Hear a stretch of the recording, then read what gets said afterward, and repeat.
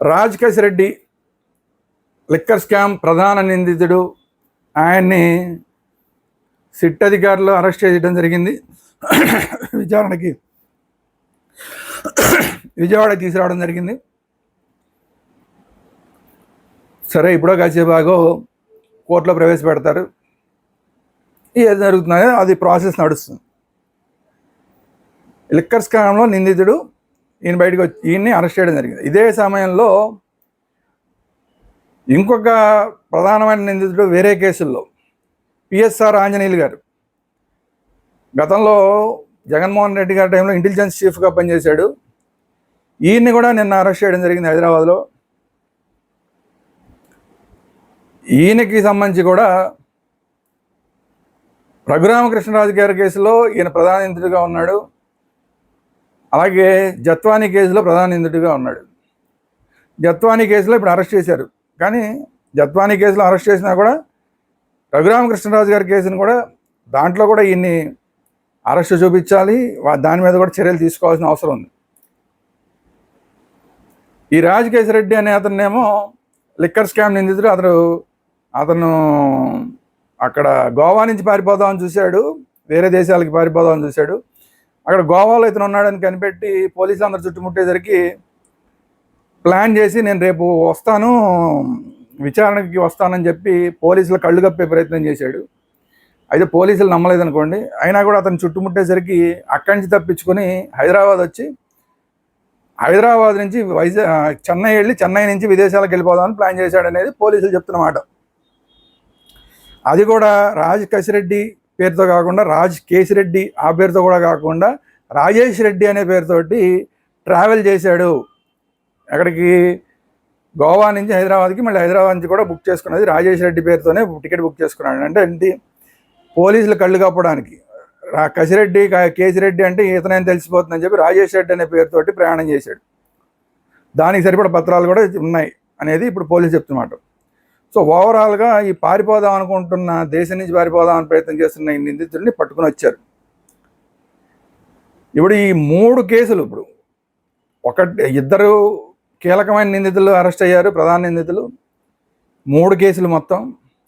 ఈ 3 కేసుల్లోనూ అందరికన్నా top big boss Jaganmohan Reddy గారు అవుతారనేది సోషల్ మీడియాలో వస్తున్న మాట. అది వాస్తవాలు ఏంటని పోలీసులు చెప్పాలి. ఎందుకంటే లిక్కర్ స్కామ్ మొత్తం జరిగిందంతా కూడా జగన్మోహన్ రెడ్డి గారు ముఖ్యమంత్రిగా ఉండగా జరిగింది. సో మొత్తం లబ్ధి పొందిందంతా ఆయనే. వీళ్ళందరి దగ్గర వసూలు చేసే కార్యక్రమం అందరి కింద నుంచి అంతా వసూలు చేసి రాజకేశ్ రెడ్డి దగ్గరికి వస్తే, ఆ రాజకేశ్ రెడ్డి దగ్గర నుంచి జగన్మోహన్ రెడ్డి గారి దగ్గరికి వెళ్ళిన డబ్బులు 80% ఆయన తీసుకుని ఏదో 20% ఏదో వీళ్ళకిస్తే అందులో వీళ్ళు పంచుకొని చివరికి గొడవలు అయ్యి, పంపకాల్లో గొడవలు అయ్యి, విజయసాయి రెడ్డి వీళ్ళందరూ గొడవలు అయ్యి బయటకు వచ్చేసారు. ఇలా రకరకాలుగా ఉన్నాయి, కథలు వినిపిస్తున్నాయి. ఏదైనా ప్రధానంగా ఈ డబ్బు అంతా ఎక్కడికి వెళ్ళింది అని జగన్మోహన్ రెడ్డి గారి దగ్గరికి వెళ్ళింది అనేది సోషల్ మీడియాలో వస్తున్న వార్తలు. ఇది కాకుండా జత్వానీ గారి కేసులో పిఎస్ఆర్ ఆంజనేయులు గారు అరెస్ట్ అయ్యాడు. అందులో కూడా ప్రధానంగా అది మొత్తం ఈ పోలీసులందరూ కూడా ఈ జత్వాన్ని అరెస్ట్ చేయాలి, టికెట్లు అరెస్ట్ కోసం అని చెప్పి బొంబాయికి టికెట్లు బుక్ చేసుకోవడం, ఇవన్నీ కూడా తాడేపల్లి ప్యాలెస్ నుంచి జరిగినాయి అనేది ఇప్పటికే ఎస్టాబ్లిష్ అయింది. ఆ తాడేపల్లి ప్యాలెస్లో ఉండేది ఎవరు? ఈ పోలీసులకు వీళ్ళకి సంబంధించిన ఆఫీస్ ఉన్నా కూడా అందులో ప్రధానంగా ఉండేది జగన్మోహన్ రెడ్డి గారు. సో అక్కడ బొంబాయిలో ఉన్న ఎవరైతే ఈ జత్వానికి వ్యతిరేకంగా ఉన్న ఆయన ఉన్నాడో, పెద్ద పారిశ్రామికవేత్త, ఆయన జగన్మోహన్ రెడ్డి గారి దగ్గరికి వస్తే జగన్మోహన్ రెడ్డి గారు ఆయనకి సహాయం చేయడం కోసం అని చెప్పి మాట ఇచ్చి ఈ జత్వాని అనే అమ్మాయిని అక్కడి నుంచి దొంగ కేసులు పెట్టి లాక్కొచ్చారు అనేది మొత్తం కేసు అంతా చాలా ఉందనుకోండి. ఇదంతా కూడా ఎవరి ఆధ్వర్యంలో జరిగిందంటే జగన్మోహన్ రెడ్డి గారి ఆధ్వర్యంలో ఫైనల్గా జరిగింది అనేది సోషల్ మీడియాలో వస్తున్న మాట. తర్వాత 3వది రఘురామకృష్ణరాజు గారి కేసు. రఘురామకృష్ణరాజు గారిని ఈపీఎస్ఆర్ ఆంజనేయులు గారే ఇంటెలిజెన్స్ చీఫ్గా ఉన్నప్పుడు జరిగింది. అందులో ఇంకా చాలామంది పోలీసులు ఇన్వాల్వ్ అయి ఉన్నారు. వాళ్ళందరూ బయటకు వచ్చారు, వాళ్ళందరి మీద కేసులు నడుస్తున్నాయి. ఇదంతా కూడా చేసింది ఎవరు, చేయించింది ఎవరు అంటే మళ్ళీ జగన్మోహన్ రెడ్డి గారు చేయించాడు. ఇదంతా జగన్మోహన్ రెడ్డి గారికి రఘురామకృష్ణరాజు గారికి ఉన్న వ్యక్తిగత స్పర్ధల వల్ల ఈయన మీద కసి పెంచుకుని రఘురామకృష్ణరాజు గారి మీద ఏమైనా సరే మీరు ఈ పని చేయండి అని చెప్పి అసలు హత్య చేయడానికే ప్రయత్నం జరిగింది. అది కుదరలేదు అనేది బయటకు వస్తుందన్నమాట. ఈ మొత్తం అంతా చేయించింది ఎవరు? మళ్ళీ జగన్మోహన్ రెడ్డి గారు చేయించాడు ఇదంతా అని చెప్పి అది కూడా సోషల్ మీడియాలో వస్తున్నమాట. ఈ 3 కేసుల్లోనూ కూడా ఫైనల్గా జగన్మోహన్ రెడ్డి. మరి జగన్మోహన్ రెడ్డి గారు వీటన్నిటిలోనూ ప్రధాన సూత్రధారిగా ఉన్నాడని అనుకుంటే, ఒకవేళ ఇప్పటికే బాబాయ్ హత్య కేసులో అందులో కూడా ఫైనల్గా అంతా కూడా జగన్మోహన్ రెడ్డి గారి కనుసన్నల్లోనే జరిగింది. ఆయన చెప్పిన ప్రకారమే అవినాష్ రెడ్డి కానీ మిగతా వాళ్ళందరూ గారు పనిచేశారు, అక్కడ హత్య జరిగింది, ఇవన్నీ అని సోషల్ మీడియాలో వస్తున్న వార్తలు. సో వీటిని ఒకవేళ మనం పట్టించుకుంటే కూడా అందులో ఉన్న ఎవరైతే సాక్షులు కానీ నిందితులు కానీ ఉన్నారో వాళ్ళందరూ ఒక్కొక్కళ్ళు చచ్చిపోతున్నారు. చివరికి బాబాయ్ కేసులో సాక్ష్యం చెప్పడానికి ఒక్కళ్ళు కూడా మిగిలే పరిస్థితి కనబట్టల. ఇప్పటికే 6-7 చచ్చిపోయారు, అది కూడా అనుమానాస్పదంగా చచ్చిపోయారు. ఇంకా ఒకళ్ళిద్దరు మిగిలారు. ఆ ఒకళ్ళిద్దరి తర్వాత అసలు ఆ కేసు మూసేయాల్సిన పరిస్థితి వస్తున్నాయి ఏంటనేది. ఇవంతా కూడా ఫ్యాక్షన్ తరహా రాజకీయాలు, ఫ్యాక్షన్ తరహా కేసులు పరిష్కరించే విధానం. ఎవరైతే ఆ కేసుల్లో సాక్షులు ఉంటారో, హత్యల్లో సాక్షులు ఉంటారో వాళ్ళందరినీ లేపేస్తే ఇక ఆ కేసు అనేది మూతపడిపోతుంది అనేది ప్రూవ్ చేయడం కష్టం. సో అట్లా ఇప్పుడు ఆ బేస్గా తీసుకుంటే 6 నిందితులు ఇప్పటికే, 6 సాక్షులు ఇప్పటికే చనిపోవడం జరిగింది. కాబట్టి అట్లా ఇప్పుడు ఏమన్నా జగన్మోహన్ రెడ్డి గారు ప్రధాన సూత్రధారిగా ఉన్నాడు అని చెప్తున్న ఈ 3 కేసుల్లో, జత్వానీ కేసు కానీ, లేదా రఘురామకృష్ణరాజు గారి కేసు కానీ, లేదంటే లిక్కర్ స్కామ్ కానీ, ఈ 3 కూడా ఇప్పుడు ఈ ప్రధానంగా అరెస్ట్ అయిన వీళ్ళిద్దరూ పిఎస్ఆర్ ఆంజనేయులు గారు, అలాగే రాజ్ కేశిరెడ్డి గారు, వీళ్ళిద్దరికీ కూడా ఇప్పుడు ఏమైనా థ్రెట్ ఉందా అనేది ఇప్పుడు ఫైనల్గా వస్తున్నాను మనం. ఇప్పుడు ఇంతకీ నేను ఇదంతా చెప్పినంత దేనికంటే వీళ్ళు అరెస్టులు అయితే చేశారు. ఇప్పుడు వీళ్ళు ఎవరి పేరు మీద చెప్పాలి? ఫైనల్గా ఎవరి పేరన్నా చెప్తారా?